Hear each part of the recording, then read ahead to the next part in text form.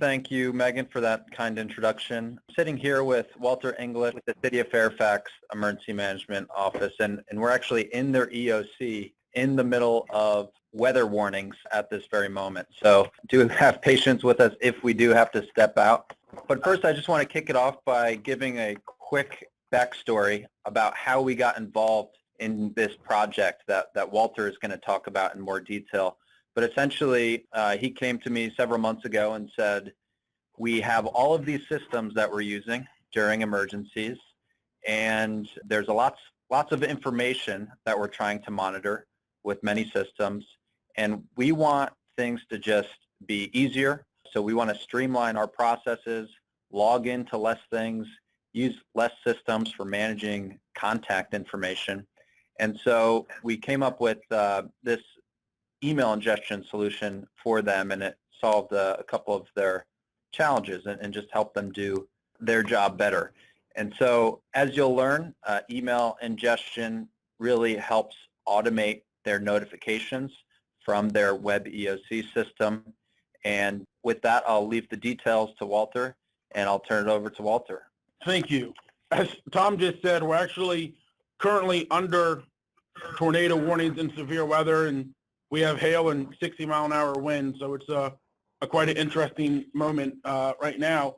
But it kind of goes exactly into this webinar of why we needed to do what we needed to do. So we're just going to kind of talk about email ingestions, some of the benefits that we got from it, our user experience, and then we'll kind of walk through and show you a little bit about it. So I'm just going to give you a quick 50,000-foot overview of email ingestion, just so you kind of understand what it is and how we integrated it. And then later on, Annie is really going to give you kind of the down and dirty, and we'll cover much more and then go into greater depth later on in this webinar. But email ingestion allows one system to email Everbridge, which then triggers a multi-nodal alert message, which is essentially what we need it for. Why did we need to do this, or why do we need to do that? Well, the city of Fairfax, where we are, it's within the National Capital Region of Washington, D.C., so it's all the areas that surround the nation's capital, where most people live and then commute into Washington, D.C., and so we always need to have situational awareness of what's happening with our partners or what's going on. Right now, it was kind of, we have situational awareness to see the tornado warning was moving from 3 counties over, right to us, past us, and you can kind of see the storm kind of move, and it gives you that situational awareness and heads up. On any given day within the National Capital Region, we have many events that can affect us, from dignitaries, VIPs, road closures, you name it, we can probably deal with it in the nation's capital on a daily basis. We have evacuation training every afternoon, which we jokingly call rush hour. But you can see the screen that's up there now is a picture of my phone. On any given day, I wake up to anywhere from 25 to 65 emails throughout the night of various things that we need to know. Metro being shut down with Safe Track, trains running behind, which affects commute and then traffic on the highways, any sort of weather alerts, things of that nature. So things get lost. We just get too much email. We get email fatigue. So when we really get that email of things that we need to know, we kind of want somebody to let us know. And that's sometimes what a watch center does. So we were able to use email ingestion with some keywords and some triggers to kind of be a watch office. So when that happens, instead of just getting an email, we might also get a text message, or we might also get a phone call. And we just base those actions off of WebEOC, and we'll kind of go through that here as we go through the presentation. Our biggest problem was the notification and communication.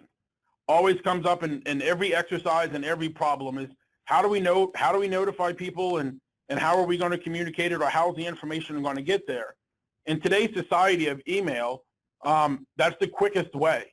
But that means you're tied to your email all the time, every time, and that's not always the case, whether you're in meetings or driving or at your little kid's soccer game. So we needed something so that we'll get phone calls, so we know to take actions, or text messages, and things don't get lost in our email. And that was kind of the question of how we could do that. We don't have a watch center. We don't have a watch office. We have them for the National Capital Region, but not specifically for the city of Fairfax.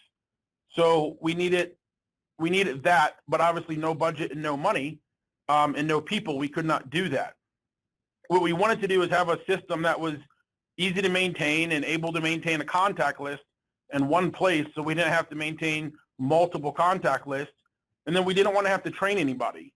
We already have a lot that we have to do. We already have many systems that we are invested in, so we didn't want to have to go out and spend any more money. And then we wanted to be able to do it from our mobile devices, whether it be a phone or a tablet, so that we could do it on the go.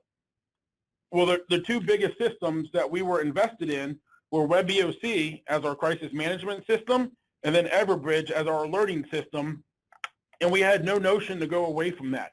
Right now, we do, whether it be our daily operations, routine maintenance, and then crisis action within WebEOC. We do all office project management. We do vehicle maintenance, conference room scheduling, all sorts of things like that in WebEOC on a daily basis, and use it more than just in our crisis response. So we had no notion to want to go away from that. And the same thing with Everbridge. So when working with Tom, we kind of had the idea of marrying the two systems together and try to make that work. That's how we try to overcome it. We knew exactly where we wanted, and it was the best parts of WebEOC and Everbridge. We just wanted to marry them together somehow, and that's how email ingestion let us do that. So how do we kind of use it in the city of Fairfax? So right now we use it with WebEOC in certain events or triggers or things that we have set up within WebEOC. Will send a message. So when our EOC opens, automatically when you click open, it'll automatically send an email out to our EOC group within Everbridge to those users in the text message. And then we even have the ability to sometimes do the polling. So we know that they got it, or, hey, will you be here within an hour? So it kind of takes away that back-end work, so nobody else is doing that. It's all automated, and you can just go look, and it's there. When we need to send out a SIT report or a significant event happens, things aren't getting lost. Like, you automatically know you need to do something. Because of that idea, we didn't want to limit it just to WebEOC. So we're currently activating it to our door security systems. If you swipe in after a certain time, we get a text message because nobody should be. We're connecting it to our weather system. Right now, it just sends an email when something happens. But by the time you get an email, as we saw today, that the tornado warning is coming, is too late. So now we have the ability that we get it in one form and 2 clicks of a button by using WebEOC. We're able to push that right through, or you can push it right through on Manage Bridge. So there's some cool factors that will allow us to do that remotely. And because of the ability to do that and the great success that we've seen with linking WebEOC, we're having really good success with linking it to other systems. Some of the examples that we use within WebEOC, as I mentioned, we use it for routine use and then emergency use. And because we can choose the path, whether it's an email, a text message, or phone call, all three, we've hooked it up to some of our routine use. A good example is our vehicle maintenance. When our vehicle is due for our preventative maintenance, we get an email. If you don't acknowledge it, you'll get a text. And that way we never miss having it to our shop that given morning on time. Certain things, we have an OEM incident log. So if you're tracking something, for me personally, since I oversee our EOC, if there's anything that happens that involved an EOC, I don't want an email, I want a text message. So it kind of alerts me and I can come in and check or see if there's any problems, or at least pay closer attention to my email in case there's there. For emergency use, we talked about the EOC activation, spot reports, shelters, and then regional significant events. Obviously today, which the timing is kind of perfect for this webinar, we have tornado warnings, and as they're coming through, City of Fairfax is surrounded by Fairfax County. So I always like to know if Fairfax County has something, because it's going to impact us and how we do business. So when they got a severe storm, we knew we were next within minutes. When they got a tornado warning, we knew that we were next within minutes. They have a confirmed tornado touchdown in Loudoun County, which isn't too far from us. So instead of getting some things lost and things that we need to take action on, we have other ways to know. If I'm off and not working and there is a tornado warning, I need to know because I probably need to come back. So I want my phone to ring. I don't want just an email. I'm not going to check it. If I'm out doing family things and my phone rings, I'll look at it and answer it. And because of the number that's programmed, I realize that it's my office calling me. So it's important for me to know. And you can set this up to however you need to do it. We just picked the things that we currently do and that we send. We send our situation reports on a very timely schedule. So if we have a spot report that's something that's off cycle, sometimes we'll send an additional email so people know to go log into WebEOC to see what that spot report is. So we've been very lucky to kind of pick the mode that we want to do, whether it's an email, a text message, or a phone call, or all three, depending on the severity of the action. So your actions within WebEOC don't change. We were just able to link the two systems back. The National Capital Region is 100% invested within WebEOC. So we have a fusion system that links 17 organizations plus other federal partners, the House, the Senate, things of that nature, things that we all need to maintain. So nobody else had to learn a new system or change the way they were doing business. They just do business as normal, and we're still able to get that information without being tied to our phones and emails all day. So here's kind of an example of our shelters board. And we kind of did our shelters originally because the shelter team is not always in the EOC. They're at the shelter, and they could be monitoring different shelters. So if a shelter is open, the entire shelter team will get an email. Anybody that's considered a shelter leader gets a text message, and then our ESF 6 liaison gets a phone call, and they know, to call in, report in, and then they get their staff up and running. So we're able to do a tiered approach just for the staff that manage our shelters, and we changed it for maximum capacity. If you get within a certain percentage of your capacity, then a certain group gets a text message, and that's so we never run out of shelter space. Some of the key benefits of kind of doing this goes back to our pain points. We were able to answer some of the issues and problems that we were having.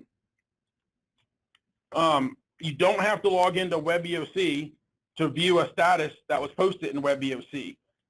One of the cool benefits of the email ingestion is you can pick what you want sent in the message. So you could pull certain fields from certain areas.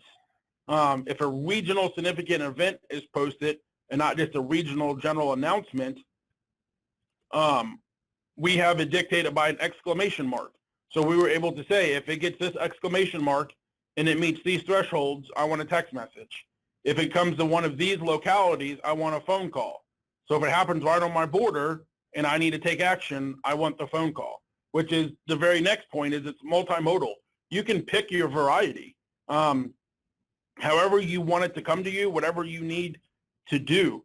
And the best part about this is if you have a small office with 1 or 2 people, you can set it up so that it can, if you're not the duty officer that day, we have a plan A and a plan B. So one person will get a text and one will get a phone call, or, we're a small office here, but we don't want it set up to where we're getting phone calls all the time.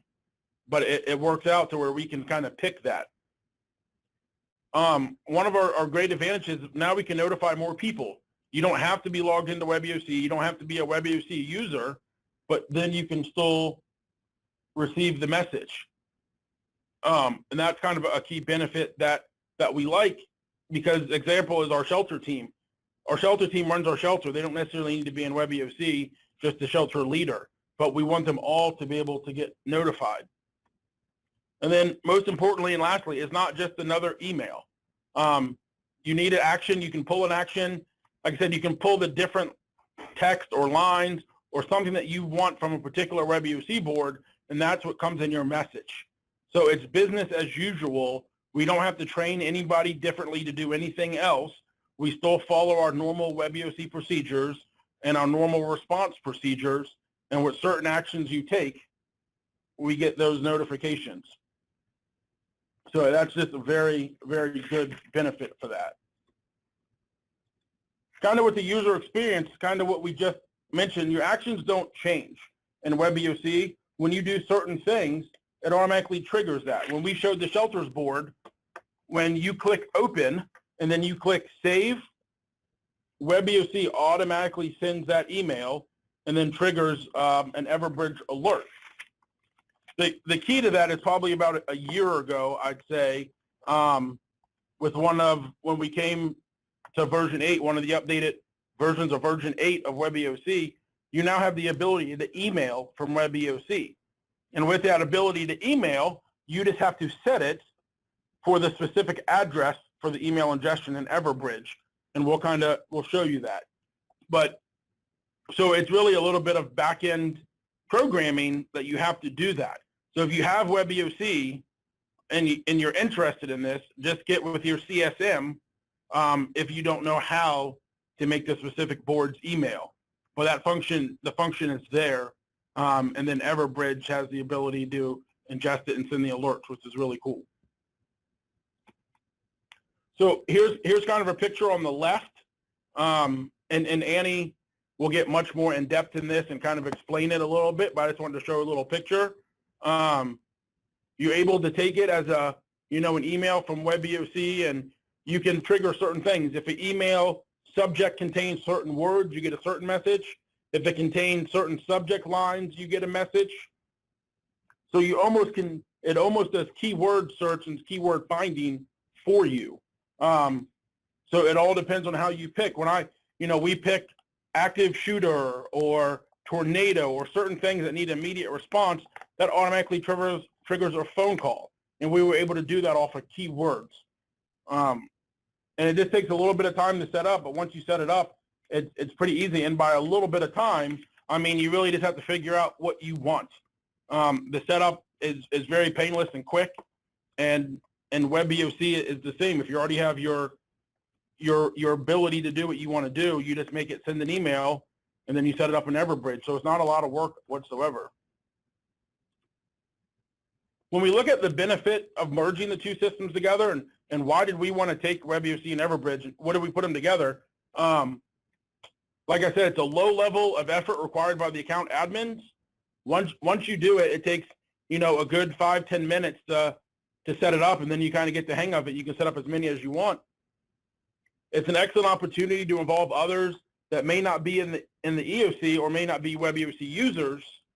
And then it raised awareness about our mass notification system to groups who were previously not familiar. A lot of people didn't want to sign up, but now that we were able to only maintain one contact list and one group of users and contacts, and then you can kind of put them into different groups or roles, we're not maintaining multiple lists, multiple contacts, multiple after-hours emergency contact sheets. Everything's in one place and already set. So once you sit down beforehand and kind of figure out what messages you really want to who and how, the rest is fairly simple. And the best part is it's nice to be able to reach people in a more convenient way. Texts are great because it doesn't always require active login to WebEOC, and it gets your attention when you're not actively monitoring email. In the National Capital Region, we have so many people that are linked via WebEOC Fusion. I'm not always logged in to see what they're doing, but if something significant does happen, I want to know because it's probably going to take action on our part. So it's good to see that. And even in my home locality of the city of Fairfax, when something happens in WebEOC and I can get a text message versus the other 50 emails, it won't get lost. And if you're in a meeting and you get an email, you might not always look at your phone. But if you get a text message, you will look, which is what happened right before this call started. Tom and I were sitting here, and my phone buzzed a couple times for email. I didn't pay any attention. And all of a sudden, I got a text message that the county surrounds us, got a tornado warning. I knew that I needed to take action. So it's, I mean, there's no more proof than that. And we can't even make it up because we're sitting here under a tornado warning as we speak. And that's kind of about it. I know Tom has one or two things to say, so I'll turn it to him, and then back to you, Megan. Sure. Thanks, Walter. Just a couple of points. We first piloted this just to make sure it worked, obviously, and you know, through that process, we made some tweaks and made improvements along the way. And I'll say that it's a pretty easy thing to set up. If you're already an Everbridge user, you'll simply have an extra tab under your settings for the Everbridge Open email ingestion feature. And you know, after we piloted it and they wanted to use it full time and were comfortable with it, others started coming on board as well. So now the county uses the same feature, and the Council of Governments also uses it for regional communication and coordination with the same use case in mind. So they use WebEOC. So when different jurisdictions activate their EOCs, those users are not required to log into WebEOC and look at the different status boards. Instead, they get that information sent to them via text, email, and sometimes phone calls, depending on different situations. But the idea is it's easier to access this information. It comes to you. You don't have to log into WebEOC and go look for it. As Walter mentioned, with so much noise coming through nowadays, you might get hundreds of emails a day, if not at least a week, and trying to filter through all that information and see what you know, is most important for you to act on is sometimes a challenge. So this really helps with that information overload, because you set up the different parameters that you want to receive, texts and phone calls, and just to ensure that you get the message. All the same powers of Everbridge, like the polling and confirmation, all of the logic built in with rules, all of that functionality exists when you're using the email ingestion feature. So with that, I thought we could turn it over to Annie for the next segment.